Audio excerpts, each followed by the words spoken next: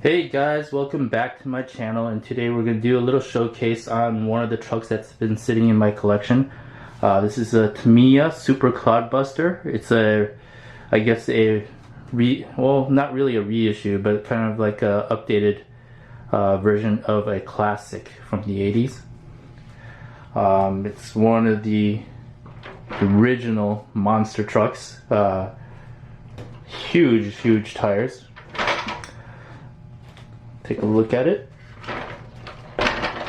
So the original actually had a Chevy grille, and this one just says 4x4x4.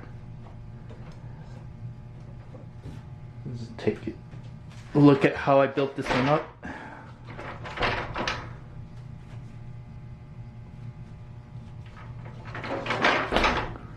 So this truck is has a well, sort of a 4-link suspension right there. It's got 8 friction shocks.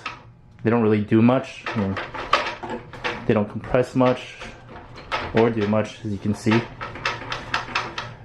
So one of the hallmarks of this truck is it's got 2 powered axles. So it's motor on axle, and right now stock it comes with 2 27-turn silver cam Tamiya motors. And each axle has a gearbox, and it's also got 4-wheel steer. Well, I guess it's easier if I just do it this way.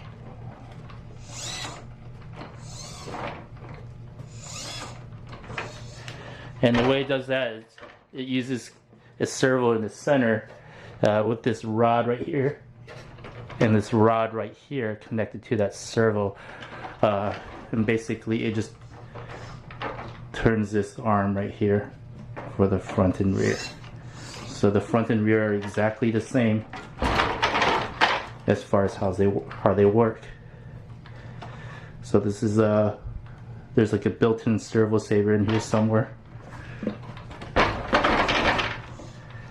So one of the things that I'm going to be doing to this truck is I'm actually, although it's a shame because there is something to be said for having a stock Clod Buster. It's got that charm, but one of the things I will be doing is switching out the chassis, upgrading the shocks, upgrading the links, and as well as changing it probably from a 4-wheel steer to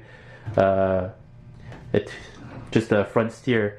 And the reason for that is because I'm going to be adding a little bit more power to the truck, and the 4-wheel steering is probably not going to be very stable with the extra added power. I will be using a Crawford Performance Engineering chassis. I've got a CPE time warp, which is kind of like similar to stock chassis, but in all aluminum panels.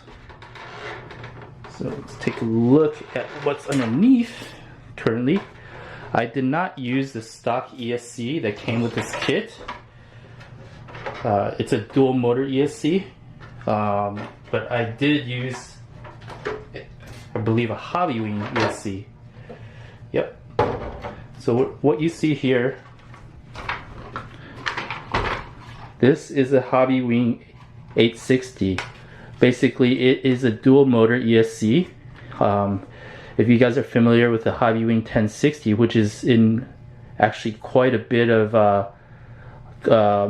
ready-to-run crawlers branded under a different name, Hobbywing is usually the OEM for those ESCs. But this is basically similar to the 1060, except it supports dual motor, as you can see by the two sets of motor leads. And I'm using a Sanwa MX5 transmitter with the RX371 receiver. So here it is in stock form.